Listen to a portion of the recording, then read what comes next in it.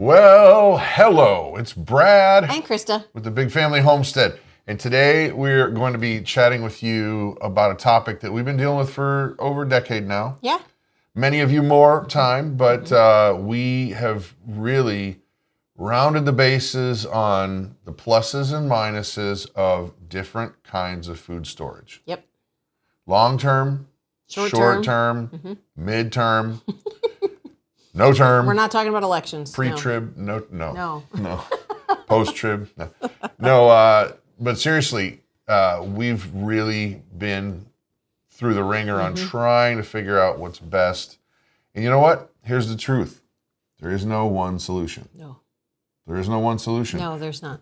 But you really do got to know a little bit about everything, because it's going to affect your choices for you and your family. Exactly.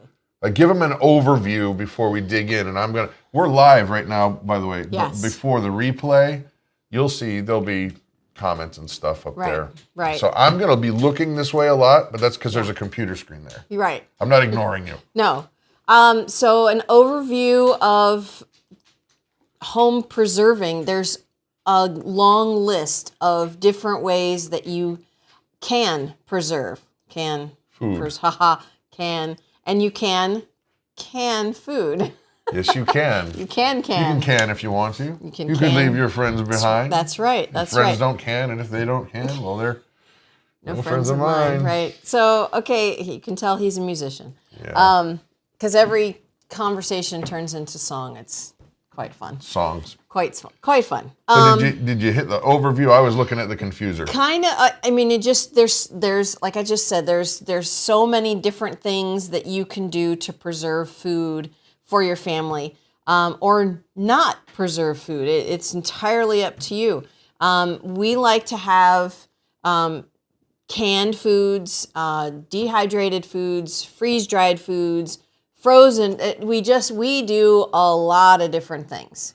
So today's conversation is about giving you the broad overview, and then that way you'll have the tools to at least say, okay, this will work for me, right, and this won't work for me. Right. Because there is a big difference. There's a huge difference. Just for a teeny weeny example before we jump in, when we first started gardening, oh my gosh. In Florida or in Ohio? Let me just say, the amount of food we grew and wasted was sinful. Oh my goodness. Because we would grow all these exotic things that look cool in the rare seeds catalog, and you get it, and then you grow this monstrosity that stinks and no one wants to eat. Yeah. And the moral of the story is grow what you eat. Don't grow zucchini if you hate it. Just because it's easy doesn't matter. Exactly. Zucchini and yellow squash are probably the easiest things to grow. Oh man, you just they're throw them into the wind. Very prolific. I mean, you just get a truck ton of zucchini and squash. But you better want to be able to eat it. You better know what you want to do with it beforehand, and like it. Ain't that the truth? So, all right, let's start like this. Several different groupings of ways to have our food preparedness. So I've got a fancy arrow, so I got to use the arrow. Okay. And then here we've got some titles down here. Where'd they go? Right there. Let's start out with dehydrated food. Pluses and minuses of dehydrated food. Pluses are... Do you have some? I do have some. Here's some mushrooms that we dehydrated. We grew those and dehydrated those. Yep. Here's some garlic. That is super, super yummy. Some bell peppers. Yep. And red onion. These are just a few of the things that we had on our shelf, of things that we grew a ton of and needed to do something with before they went bad. Yeah. That dehydrating is a great way to quickly dehydrate up, process these foods so that they are shelf stable.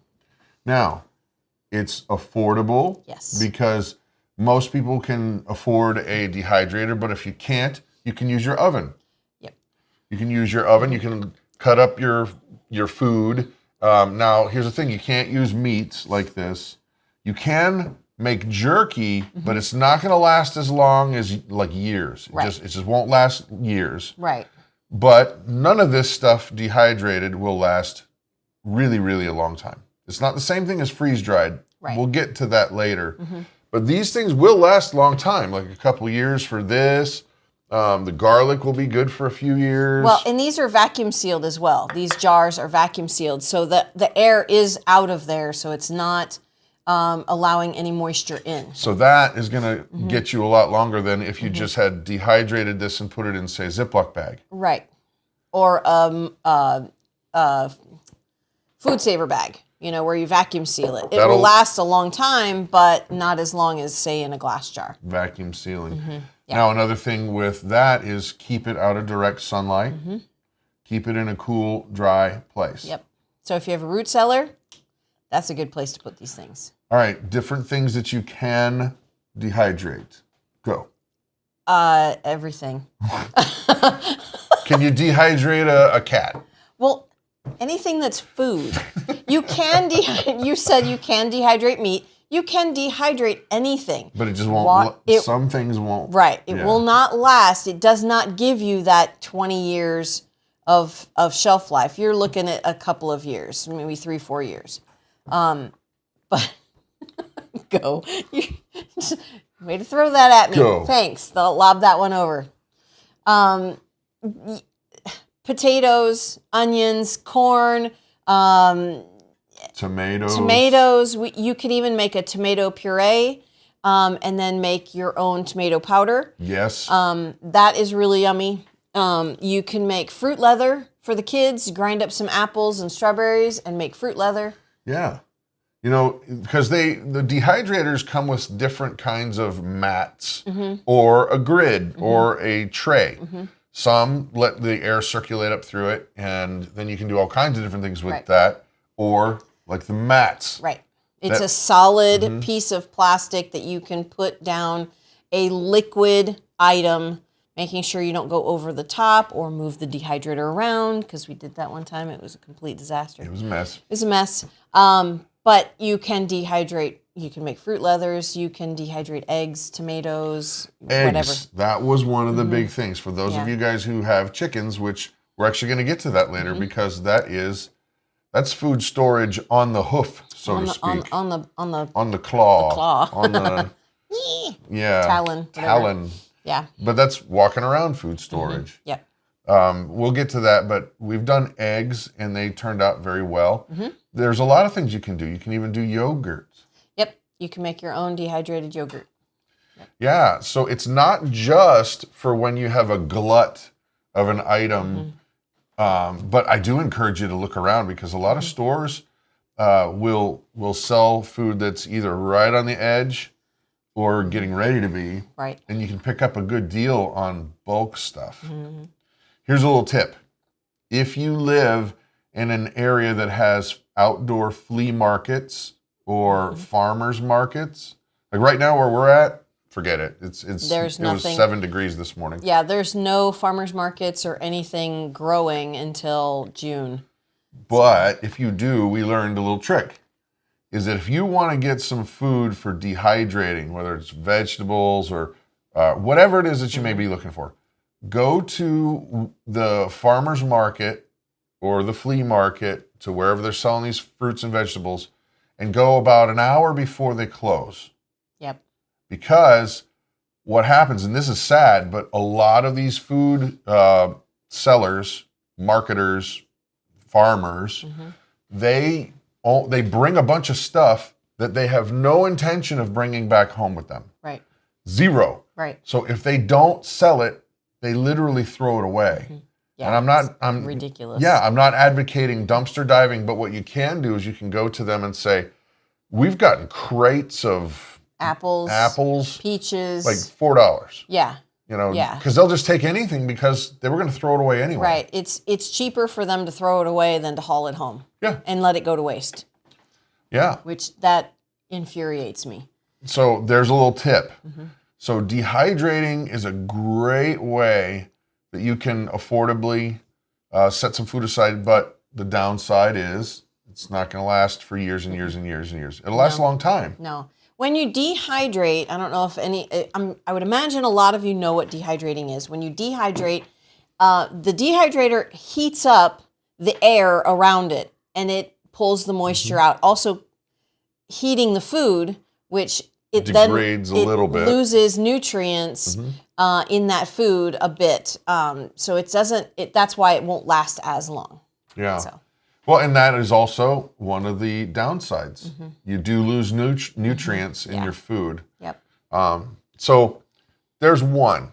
There's one. Now, let's talk about some of the conventional things, because not everybody has a garden, which you should really try if you can't. Freezing. There's, if you have any freezer space, what we try to do is during the summer months, we will barter with people for stuff that they grow that we don't grow. Right. And we'll put them in the Ziploc bags, lay things out flat, and stick them in the freezer, like corn. Like those berries. Oh yeah, raspberries. Black. And blackberries. Yep. I forgot about those. Yeah, we traded a chicken. We traded a chicken for some raspberries, and it's going to be making some super yummy jam soon. I just got to do it. Well, and it is winter, so it is winter. I have time. I just totally forgot about it. Well, and this Leona is saying that dehydrating yogurt, you totally can. But how about this? What if you took some of your blackberries and mixed it with some of your frozen yogurt? Yep, you got delicious ice cream. Well, frozen yogurt. Frozen. Ice cream. Yeah. Add a little bit of I've been trying to get away from the sugar as much, but I've been using it's called Pure. Yeah, but it's a stevia blend. And boy, oh boy, I can make some delicious things with that. Yeah. So what about you guys? What I'm seeing here, that we're seeing folks that are saying that Planning with Jen just dehydrated some ginger. She just did some mushrooms too. Nancy just dehydrated some kale, spinach, broccoli. Nice. Added moringa powder for an energy powder. There you go. That's the idea. That's it. Yep. There you go. And we'll talk about freeze-dried food in a little while, but not right away. But so dehydrating is awesome. It really is. And it's super easy. There's even some new air fryers that are out there that dehydrate. Do they? Yeah, Claire's does. Claire has an air fryer that dehydrates. She's pretty excited about that. So you don't have a second gadget, that's the thing. When you dehydrate, you have this big, humongous gadget. And if it comes in a different gadget, then that's great. Then you're down one. Yeah. Of course, you can't do as much at one time, but Yeah. All right, moving on to the second item, which is canning. Canning. Bring some of those beautiful cans over here, baby. Here's our strawberry jam that we made this year. Some corn. Yes. That is absolutely delicious. Whoops, my arrow's in the way. Here, I got to move my arrow. Uh-oh. Or just move the jars. No. I've got graphics. Look at that. Got to use your graphics. Okay. Chicken broth and chili. Oh, this one I want to talk about, because a lot of people don't believe you can can meat. Yes, you can. You can chili. You can. Yes. And it's our favorite thing to can. Brad makes up a batch. He actually cooks more than I do. So he will make up a batch, and just as it's heating up, he turns it off, and then we will put it in the jars. And there's certain things you have to pressure can and certain things that you water bath. I was hoping you were going to say that. The differences. Yep. So any kind of low acid thing, corn, actually corn, yes, that's pressure can. I have to go and look in the book. I got it. I'm Vanna White. So any kind of low acid thing, you would can in a pressure canner. So chicken broth, any kind of meats, corn. I can't remember if we did green beans. I think we did green beans in the pressure canner. Yep. And then pressure canner, it brings the canner up to a certain pressure. And then you have to leave it at that for a certain amount of time. And the temperature is important. And the temperature is important. The pressure, the PSI is important. So up here we do 10 PSI for all of our pressure canning things. Different elevations need different PSI. So meats are 90 minutes for quart jars. Yep. I think it's 10 minutes for corn, and then it's done. It's ready to be put on the shelf for years. Jams and jellies and high acid things can be water bath. You just boil it for a certain amount of time in boiling water, and then it's pressure canned. There's also dry canning. Dry canning is when you put empty jars into an oven. You take them out and you put the hot food in there, put them back in the oven for a certain amount of time, and then you shut it off and leave it until they are cool. We do dry canning with lard. You can do it with dry beans, with flour, things like that, oats. But we don't generally do that too terribly often. I do dry canning pretty much just with lard. Yeah. Bring that chili over here, por favor, mama. Okay, I got it. Now, the chili, okay, this is one way that not only are you going to be storing food long term, but let's be real. Food prices are going through the roof. We're not going to get political, but let's just say that inflation's real, folks. Take a look. Yeah. And so I don't think that train is going to slow down anytime soon. So if you have an opportunity to pick up, say, ground beef at a good deal, then you can can up a bunch of chili, and then this thing is going to cost you a lot less today than it will tomorrow. Right. I think I just heard a statistic on the radio yesterday that they said over the last 2 years, inflation on food has been 50%. Insane. Absolutely 50% insane. over the last 2 years. Yeah. And and if you don't want to make chili, you can just can the ground beef. Yeah. You have to cook it first and then put it in the jar and then can it. But you are able to can just ground beef so that you can use it for anything. However, though, Stop. if you have chili, that's so better much than ground tastier. beef. Well, And it's an unfortunate thing if you have ground beef and you don't have Brad's chili recipe. It's true. Confess. Yeah, it's true. Well, and okay, we lived in Cincinnati for a while, and they have a restaurant chain there called Skyline Chili. But here's a little secret. It's not really chili, and it's not really spaghetti. No. It's that-ish kind of stuff on top of spaghetti noodles. Yeah. But what's nice is it's tasty, and it comes out really fast. Yeah, you get your food in less than 10 minutes. It's fast food that you go and sit down at down at the restaurant. But that's a cheap way to stretch your meal because a pound of spaghetti is still $1 or less. Or less, yeah. And then for our family, all we need is 1 quart of that chili over the noodles, and then usually that's pretty much about it. Yeah, that's pretty much. I mean, we'll put cheese on it or onions, hot sauce. Yeah. Oh yeah. Yep. Cat loves 3-ways. Yep. 5-way. I like 5-way. 5-way with hot sauce. Yep. Funny. So okay, back to canning. Now, canning is going to save you money. You got to look at it like that. Like, grab the broth, please. So let's say that you're cooking up some chickens or roasting some chickens, and you happen to have a carcass or 2 left. It is nothing to make a bunch of broth. Right. It's just basically salt, a little pepper if you want, or any seasonings you want. Yeah.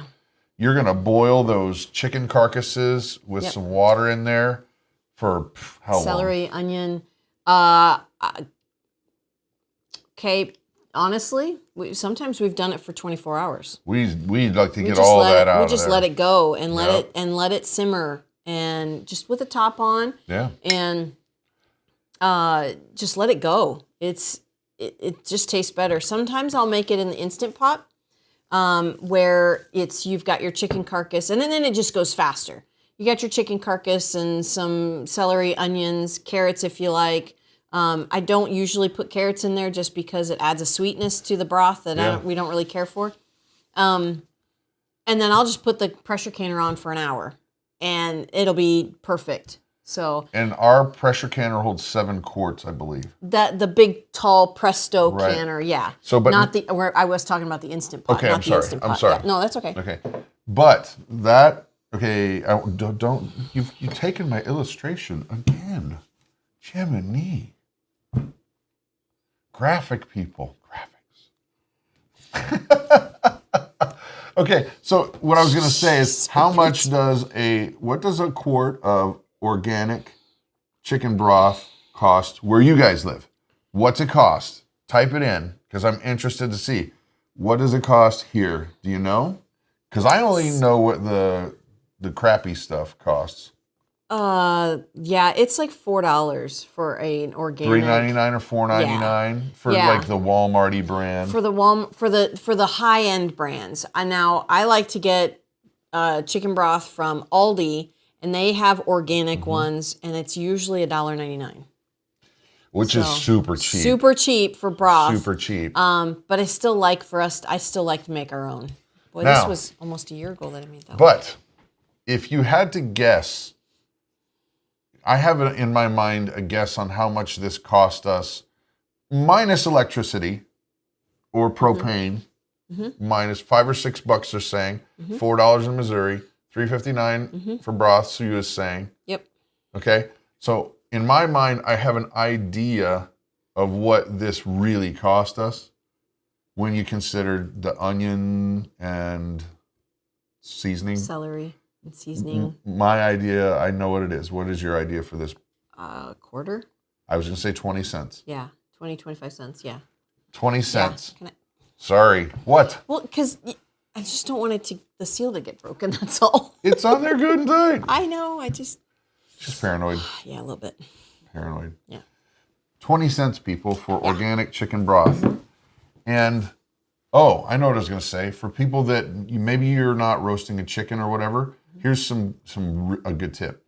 You can go to your butcher, if you actually have a butcher, and ask them for the bones. Yeah. Sometimes they'll just give you a bunch of bones because they're deboning these animals, and they'll just say, sure, take whatever you want. Or sometimes they'll charge you like 20 cents a pound. Yeah. Yeah. And you with chicken broth or with any kind of broth, it's better to roast the bones before making the broth. Yep. So if you're going to make a beef broth, just put them on a cookie sheet and just roast them for, half hour or an hour, because that way it's going to have a better flavor to it. We've done raw before. It is gross. No, you don't want to do that. You don't want to do that. Don't that. do that again. No. No. No. Now, the corn. Would you please, Vanna, since Bulletproof Pastor's accusing me of being Vanna White, so now you got to be Vanna White. Vanna White. You got to hold it up like the product. There we go. I don't have my nails aren't done. It's beautiful. So. Anyway, so the corn. What about the corn? You got to be always on the lookout for a deal. This came for free. Was it? No, wasn't this those big bags that we got last year? Or we did 2 different runs. Right. One was free because it came from our future son-in-law's family. Right. Well, he's our son-in-law now. Well, right. Right. But at the time, he was our future son-in-law. Right. So they went and picked corn out of their field. Right. But this one we bought big, humongous bags for $20 a bag. Yeah, and it was huge. Huge. I mean, there was over 100 ears in each bag. It was massive. So we just had a corn canning party and just cut it off. And I learned how to break the corn dehusker thingies. Yeah, because... Yeah. It was, I don't know. We figured out there's a better way to do it. Here's a little tip. If you're taking corn off the cob, use an electric knife. Yes. You go... Done. Right. Yeah.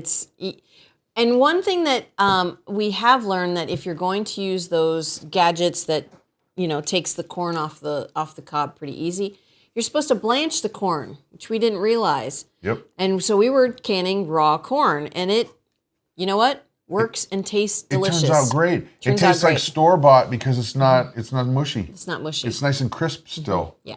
Yeah, so all we have in here is water, corn, and a little bit of salt. Right. It's a teaspoon, half a teaspoon, half Enough a teaspoon. For that, yeah. For these, it's half a teaspoon. Yeah. A quart size, you use a teaspoon. Barely. Yeah. It's just a little bit of salt to preserve it. That's all. All right, so with canning, look out for barter deals. That way you can trade whatever you got for whatever they got, Right. and you can find great deals. Foraging. If you live near a national forest, you're allowed to, check your local laws. Like for around here, you can go and harvest berries. Like we used to go on our ATVs up into these ATV trails when we'd bring buckets and we would harvest berries, and it didn't cost you a penny. Nope, just the time. Yeah. And They're delicious. oh my gosh, yes. And not sprayed. And Yeah. I mean, Yeah. we do bring a sidearm because where these are, there's bears. There's bears. we have to watch for bears Gotta watch for wherever bears. we go. And that is not a joke. No, we're not kidding. Thankfully, the loudness of the ATVs scares them They away. generally don't like it. No, but we have crossed paths with a bear on those trails before. It was A little nervy. very unnervy. It was sitting in the pathway, and That'll get you. yeah, That'll it get ran your off. attention. It ran off, thankfully, but that was pretty scary. That's what we like to call a pucker moment. That's right. Yes, that's one of those. So, but not only be looking out for barter deals, look for foraging possibilities. I know our neighbors, they forage for those really expensive mushrooms. Yeah, there's a lot of places where you can find morels, super pricey, but you have to be super careful that you know what you're getting, because there is another mushroom that looks just like the morel, but it's toxic. Yep. So you have to be super careful that you know what you're Or doing. trippy. Yeah, oh no, I don't Some think it's that. mushrooms I are don't gonna- think it's that kind of mushroom. It's like Magic Carpet Ride City. No. I don't know. No. All right, so Goodness here, I can put gracious. my cool arrow graphic back up. Look at that. Let's talk about smoked foods. Okay. This is something that we have not done a lot of, but we really want to do more of.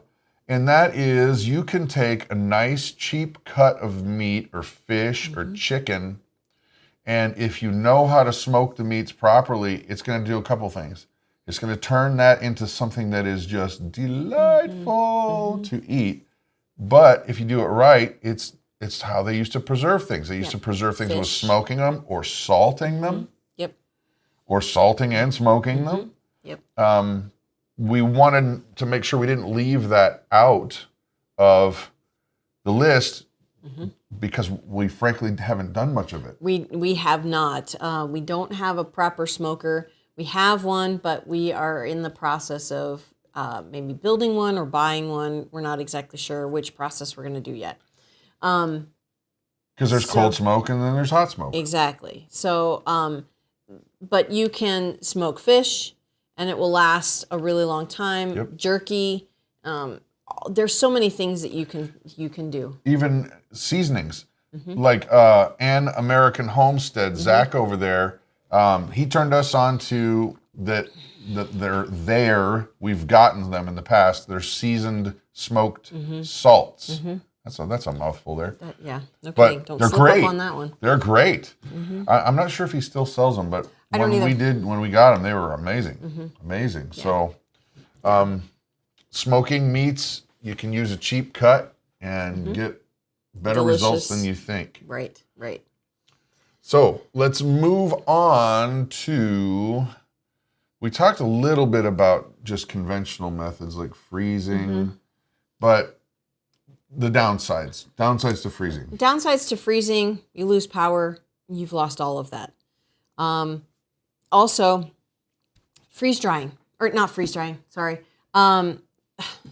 freezer burn. If you don't vacuum seal the item properly, or the bag gets torn, you're going to get this beautiful piece of roast that you've been saving.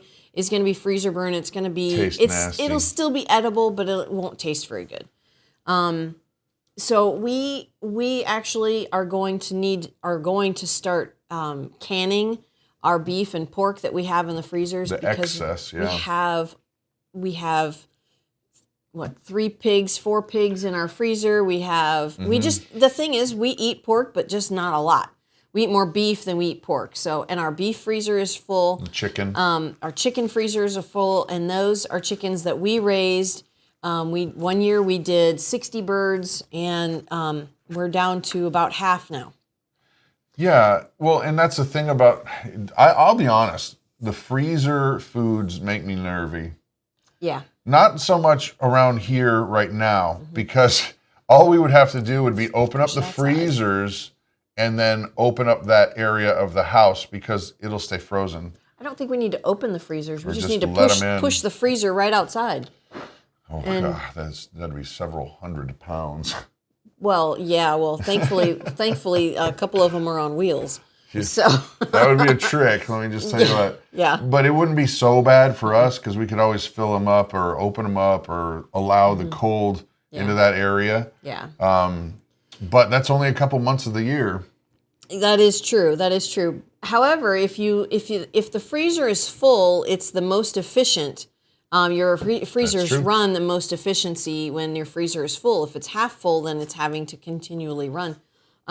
Also, if the power does go out, the freezer is not going to thaw out everything in one day. It's going to take a couple of weeks. So you'll have time. If you don't open it, it will stay frozen. It will slowly thaw, but it will be, it's not, if you lose power for a day, don't worry. You don't have to worry about it. It's after a week. If it's full. If it's full after a week, then you got to start to worry. Now, of course, if there's ice cream in there, you might want to eat that quick. Well, let's eat it. Bring it on over. We'll have a milkshake. Right. No, but think about this. Like when you make a turkey for Thanksgiving, how long does it take for you to thaw it out in the fridge? In the refrigerator. It takes a week. A week. And that's in for a fridge. For a big one, yeah. And that's without it being compacted with all those other foods. Right. So we actually had that happen one time. The power went out on one of our freezers, and we didn't realize it because we hadn't gone down to the freezer for several days. And it's still frozen, but we need to get this plugged in soon because the top was starting to thaw out a little bit. Tanya's got an excellent suggestion. If you live down south and your freezer's not full, get a bunch of the water bottles. Yep. And put a top on them, freeze them up. Yep. That way you can pack it in and it will stay a lot colder, a lot longer, and more efficient. That's true. We actually used to do that for coolers. Excellent suggestion. Yep, we used to do that for coolers. Yeah. Same thing. Sue's saying the same thing. Yep. And you could always use, if you didn't want to use the little bottles, you could get big milk jugs that would work the same. Or Coke bottles, 2-liter bottles. Those work well too. Danielle H., this is something that I really wanted to hit on and we forgot. Get one of these. Get it today. This company, ball canners, they know everything. They're they're the gold standard. They are the gold standard for canning. If you want to know anything about canning, you're going to go to this book. Times, pressures, recipes. Everything. There's loads of tips on every page. Loads of tips. This book is invaluable. It's been well loved. It is well loved. It's actually gotten wet. You can see these pages are wrinkled. There's food on here. And I'm very cautious about loaning this out because I'm afraid I'll never get it back. Well, and also with the way things are going, information is being channeled or not channeled in certain directions based on the way that the people that are above us want you to think. And then a lot of people don't want you to think that you can do this on your own without gigantic food corporations that they're selling you stuff. Right. They want you to rely on the grocery store. I'm sorry, I'm not doing that. No. We have learned from where we have lived in our lifetime. We lived in Florida for a long time. And, you know, hurricanes come through. It's normal. Can't get to the store. You can't go, you know, there's the power's out. You learn how to make do with what you have. And if you don't have anything, we grew up always having, a 72-hour supply. Yep. Well, that kind of expanded when we moved to Ohio, and, you know,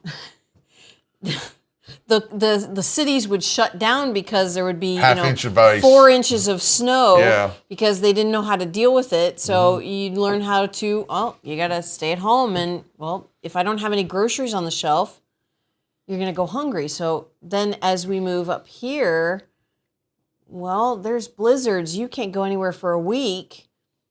Well, now what? So we've learned over the years to prepare for anything. Yeah. So. Which, okay, nice segue. We didn't plan this, but No. nice segue into our newest favorite way of storing food long term. By long term, I mean 25 plus years. Yep. Freeze-dried. Here's refried beans that have been on our shelf for probably 3 years. Here's yogurt that stays on the shelf. No refrigeration, no nothing. That's been out there for a couple years. And we'll open it up. Yeah. Here's pulled pork. And it's light. This is pulled pork. Yep. The only thing in it is pork It's just and pork. salt. Maybe. Well, the meats. No, this one's pork and salt. Yeah, the meats. Most of them on the Thrive Life freeze-dried foods, they have the meat and then a salt. Yeah. Not a salt, but they have salt. Refried beans, it's just pinto beans. There's no added MSG. There's no added sodium. Nothing. The salt for the meat is for preserving. We haven't had any of these yogurt bites in a while because we've been saving them. We've been kind of. But this is yogurt. Bread equates love those these. to the Lucky Charms marshmallows. They totally taste like they're. If I crunch them, you'll hear it. Yeah. Oh my gosh. It's candy. These are his favorite.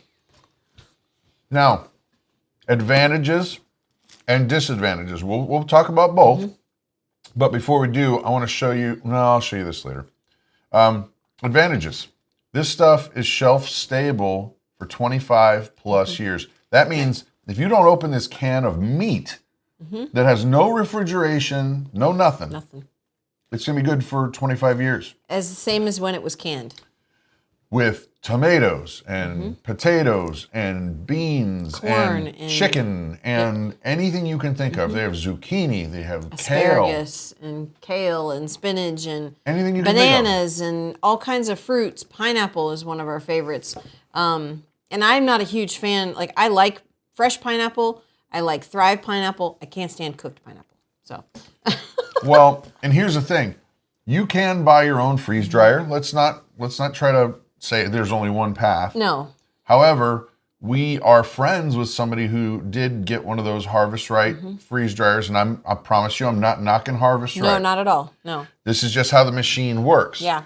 You really need to have accessibility all around the whole machine to be able to clean it out, change the oil, do all the maintenance on it. Right. And the machine's like that. And so it really requires its own room where you put it. That kind of becomes a problem for a lot of people. And then secondly, nobody figures on the electricity because they run for 24 hours. Yeah, they run for quite a long time. I mean, some recipes are 24 hours. I'm just saying they go a long time. And it's like a hairdryer running all the time. Yeah. So don't forget about the electricity hit, which the nice thing about Harvest Right is, guess what? It's your food, your recipes, Right. exactly the way you want them. Right. Exactly. And I think our friend who had one of these, he got it several years ago, 5 years ago? Probably. And he did a video on it. Well, Harvest Right changed the way they have their units now. Yeah. To make them better. And I believe they have an oilless one now. But it's way more money. They're really, really expensive. I mean, to invest in one of those and then to take the time to freeze dry your own food, which if you want to do that, great. Yeah. Honestly, the price is worth it for me to get these things. We did the math, yeah. We did the math, and okay, this is Scout's Honor. Harvest Right approached us to give us one. Twice. Yeah. Yeah. And we currently do sell Thrive Life food, and we looked at that hard because we're trying to decide, what do we do? We can't have a conflict of interest. So is it worth it to get two $15,000 machines Are they with that all much? the stuff, yeah. all the doodads Yeah. and the who's its and the what's its? Yeah. Each one of them was very expensive. Yeah. Goodness. And we basically said thank you, but we don't want to have a conflict of interest because we really do like this. Yeah. And for us, this is far cheaper. It's far cheaper when you consider all the cost. Right. All the cost. I mean, even if you pay shipping, it's still far cheaper to do this. Yeah.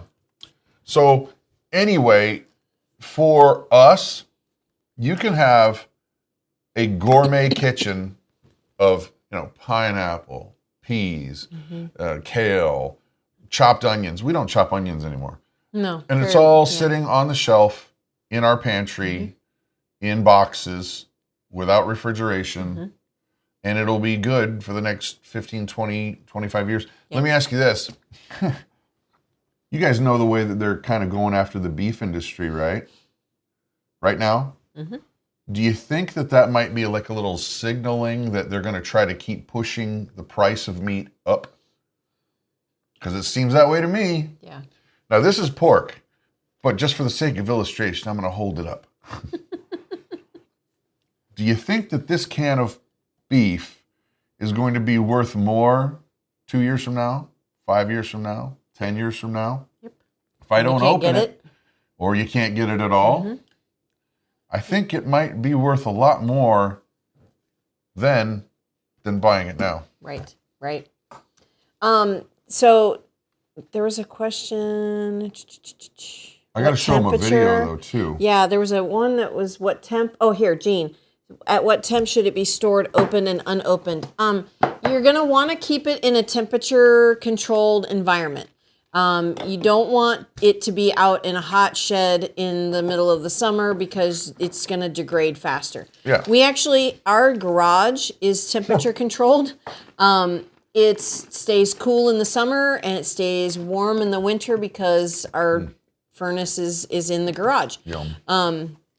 So if you have a basement, that's a great place for it because it's not going. They're all sealed. It's not going to. These aren't going to pop. It's not going to rust if it's in a dry place. So anywhere in your house would be fine. Anywhere in your house is fine. Yeah.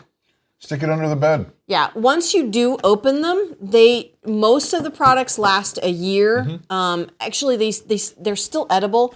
But the fruits start getting moisture out of the air. So if you buy one of the big family size cans, which are, well, this is an empty one, but this is the size difference. This is a family can. This is a pantry can. If you buy them in the family size cans and it's too much and you feel like you're not gonna use it, then vacuum seal it in a jar. That's what I did. Or even a food saver bag. Or even food saver bags. Yeah. That's what I did with the mushrooms because I'm the only one that likes them. So I took a big can like this, and I have some in the pantry here in a mason jar, and the rest I vacuum sealed in other smaller jars. Yep. But so I want to show them. Well, we'll come right back, but I want to show them the video of the storage thing. One of the things, any which long-term food storage plan you pick. This is, I'm going to tell you a tip that you should take this as well, truth. Rotate your foods. yes, Make sure that you're rotating your stock. Don't just go to the store and, I got a bunch of stuff and you stick it in the front and then you use it from the front.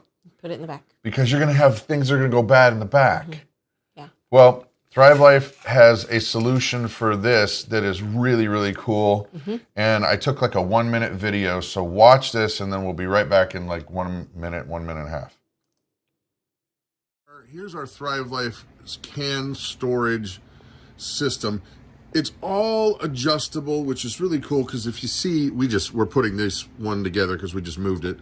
But these are for the bigger cans, and then you can get the brackets for the smaller cans like this.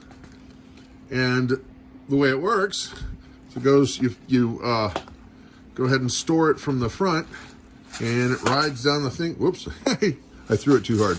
And it comes down here, and that way you're always rotating what you've got. You see, they stack from the top like this, and then it goes all the way down in behind it. And that way you can have all your goodies right here ready to go with the labels forward like that. That's nice. That way you can see everything, and you can store a bunch of stuff. Like this one, I believe we have, it's either 12 individual items. I think this one's 4, 8, 12. Yeah, 12 individual actual items. But then there's tons of them. I think there's either 8 or 10. Krista will probably correct me, so I'm gonna just let her do that. But then over there on the smaller ones, it's over 20 items. But you could mix and match. You could have a few of the big ones and then mix and match with a few of the smaller ones, depending on what you need. But that way it gives us a ton of variety and flexibility. And the big thing is rotating your stock. You're always rotating your stock. Okay, so that is one cool system. I love those shelves. We have 3 of them, and reworking them. We were reworking all of our freeze-dried foods yesterday afternoon and evening, and trying to get a good inventory of what we have and making sure our shelves are stocked and blah blah blah. Well, because we moved recently, and so everything's in boxes. And now now it's winter. Now we can finally get to organization because we're not outside doing, farm chores or whatever. So for us, it's a balance. It is a balance. We don't just do canned foods. Right. We don't do canned foods. We don't just do dehydrated foods. But we do. And we don't just do freeze-dried. And we don't just do fresh. Or, in the freezer too, yeah. Yeah. We also, freezer, we process our own animals. So, we don't. We take it to a Mennonite friend. We raise the animals. We'll process our own chickens, but our pork and our beef we take to the butcher. Krista was right. 3 racks. Brad insisted on 4. It was 4. 4 what? In the can thing. I don't know. Tom, you're just causing a problem, bro. Oh, the amount of racks that we have. We have 3 of those, and you insisted that we had 4 of them. Right. Yes, we have 3 of them. Being a man in different spaces. Being a man of honor, Tom, I say to you and the world, I was wrong. I prostrate myself before you. I mean prostrate.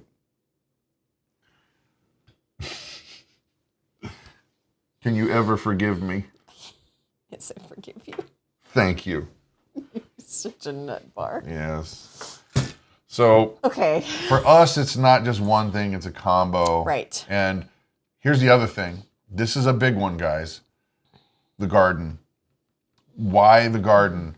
Because if you can save your seeds, it's the same thing as saving food. Yeah. Oh, yeah. If you can save your seeds from your heirloom tomatoes and cucumbers and squash, you'll be able to grow and continue to grow for years and years and years. Yep. That's the Gene, don't forget the R. that's the important thing, is you'll be able to grow for years and years and years. So now, we're going to get to some questions here in a second because I know there's a few people that have been asking questions, and that's great. Couple resources right here. Bam. We are not Mormons. No. But we've never met a Mormon we didn't like. Right. Let's just say that. Right. Not against it. I mean, theologically, we have differences, big differences, but Right. we can still coexist without having to try to kill each other. So, this book is valuable. This tells you the who's its and what's its on just about everything food preparedness that you want to know. Everything down to the pound per person, what to save, how to save it. Exactly. And this book is cheap, and if you just want to print it out yourself, I do believe you can get a copy downloaded for free. Yeah. I would recommend just buying it. It's big. On paper, that would take a lot. Yeah, It's 500 pages. Yeah. Well, and here's the funny back. thing is that a lot of this book is different articles from different folks slapped together. There's a ton of typos in here.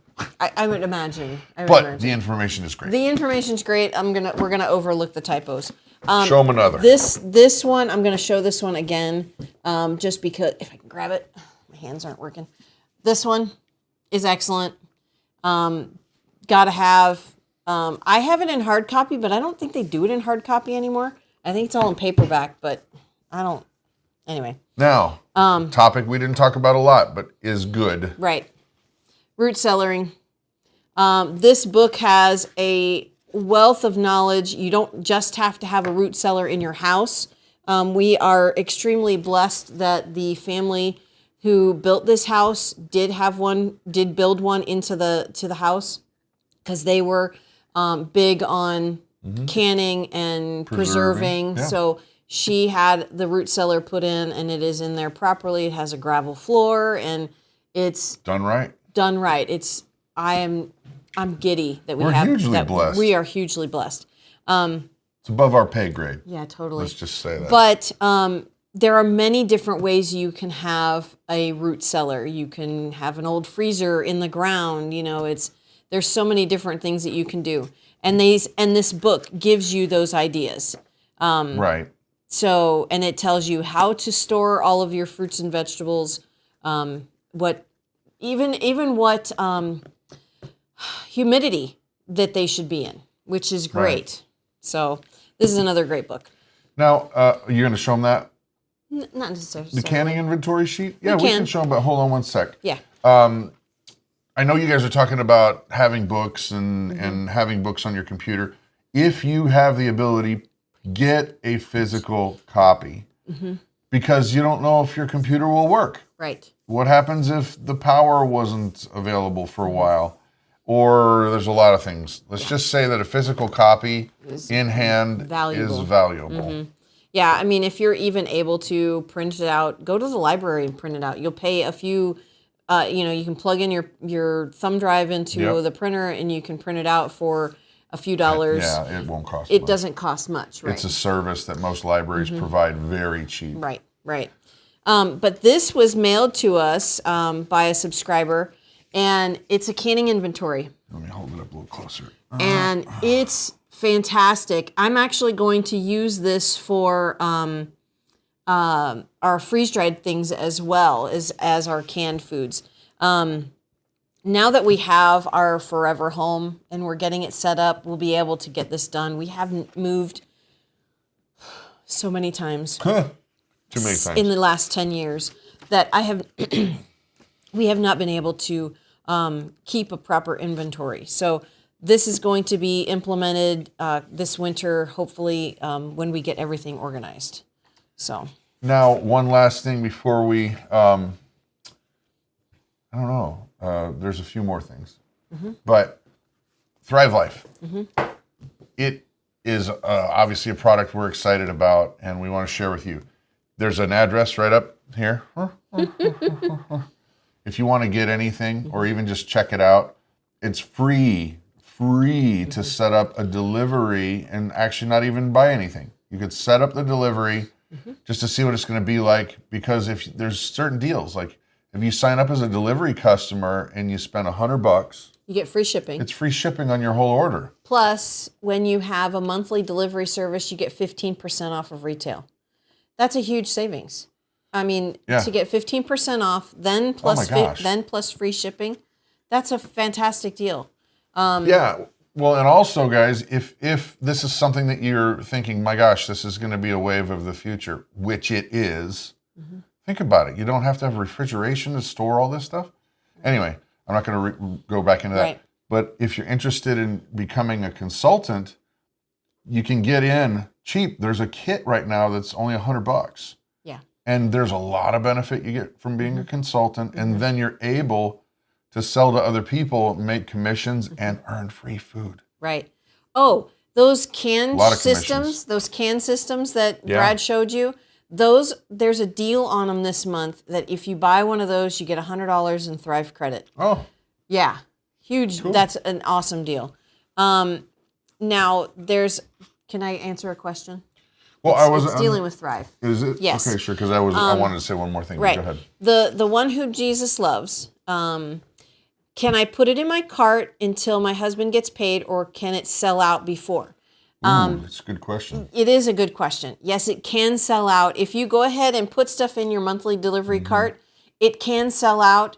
Usually what I like to do is 2 days before, like the day we get paid, I'll have our delivery cart shipped 2 days after that. So the day we get paid, I'll go into that cart and then I will process it that day.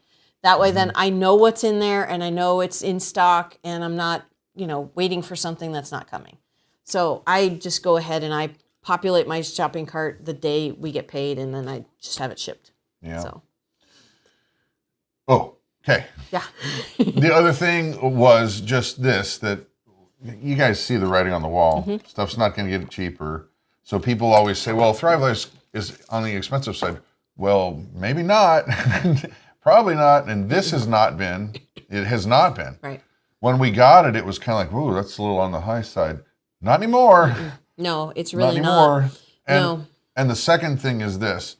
In terms of the business side, let's just say God has blessed us. And this is one of our big sources of income because you so generously purchased through us. Yeah, we're so very grateful. But if you're interested in doing it, it's a lot easier than you think. Okay, because here's the thing.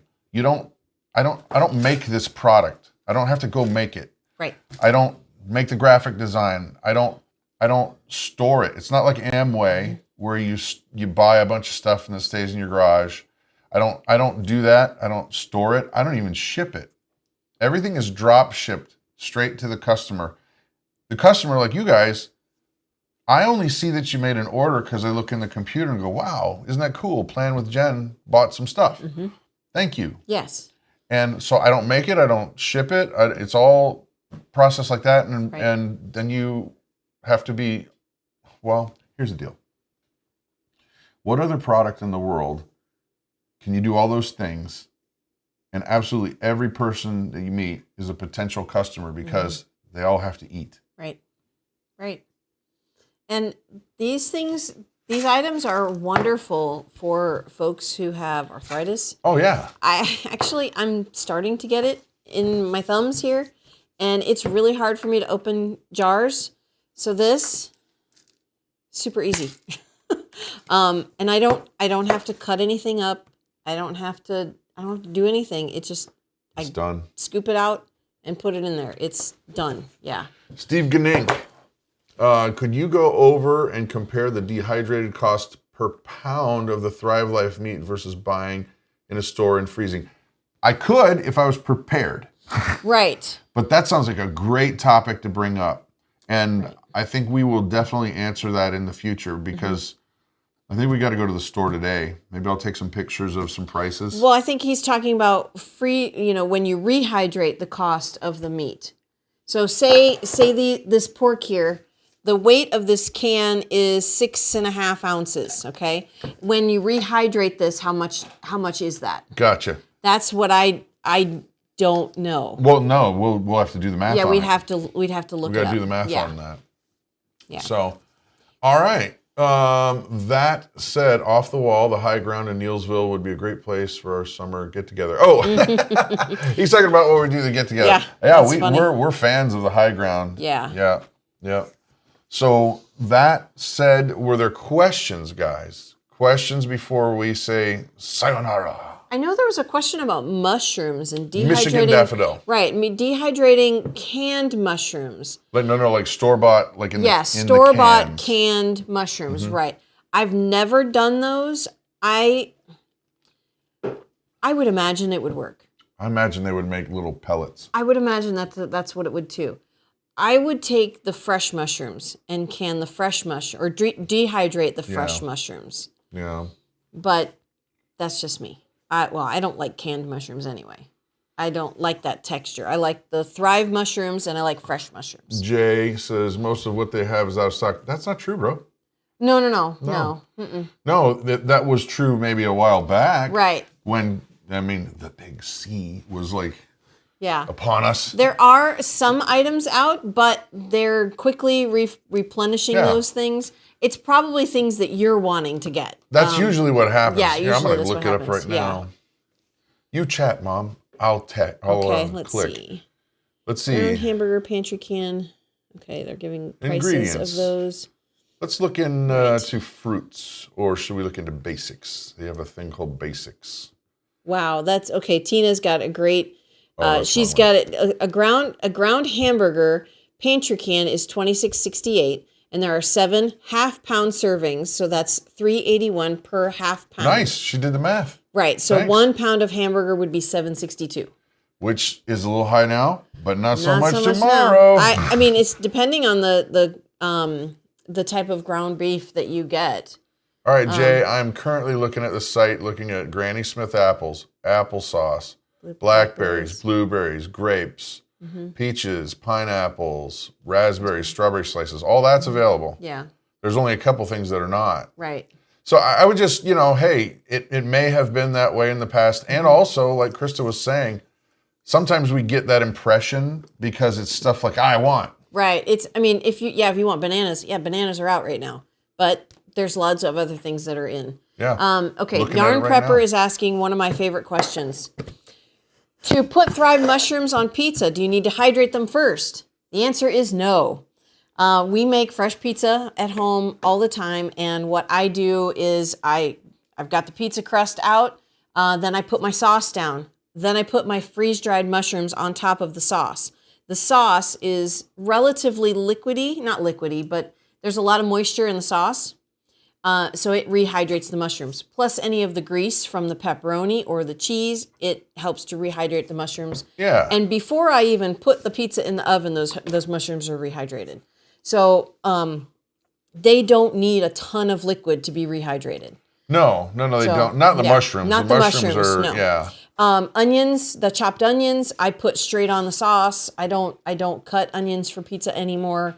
Even the peppers, they don't have mixed peppers anymore, but the bell peppers, I put straight on the sauce.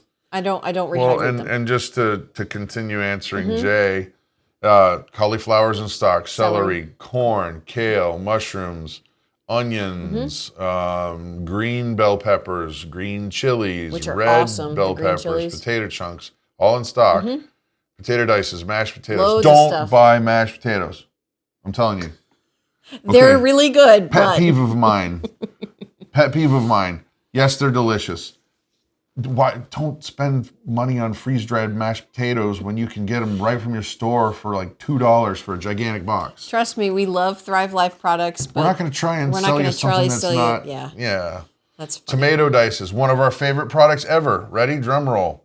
Tomato powder in stock. Love it. Zucchini, and that's just on that first Yeah. page. So there is a lot of stuff that's available. And there's more pages, but that would be kind of goofy to just sit and go through all the pages. But anyway, they're holding up. Can you hold up the books again? Yeah.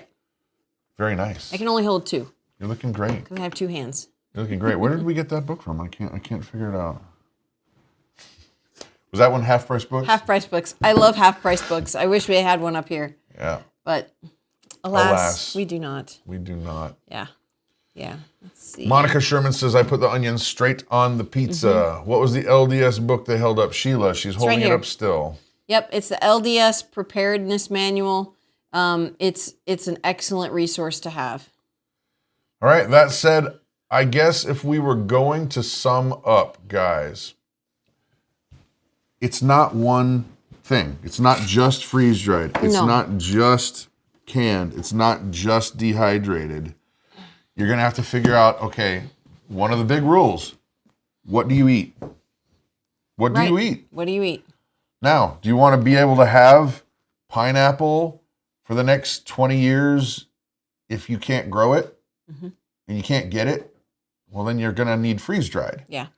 Or if you want corn and you can't grow it and you can't get it, then you're going to want either canned or frozen. Well, it'll last a little while. You got to kind of figure out what it is that is working for you. Right. Right. So. Yes. Is that it? I think so. Hey, you guys. The thing's up there. Yeah. Yeah, if you want to sign up. Oh, by the way, if you want to just find out more information, I'll send you an email. Because, you know, if you end up becoming a consultant, then you're part of our team anyway. So you'll be in communication with us.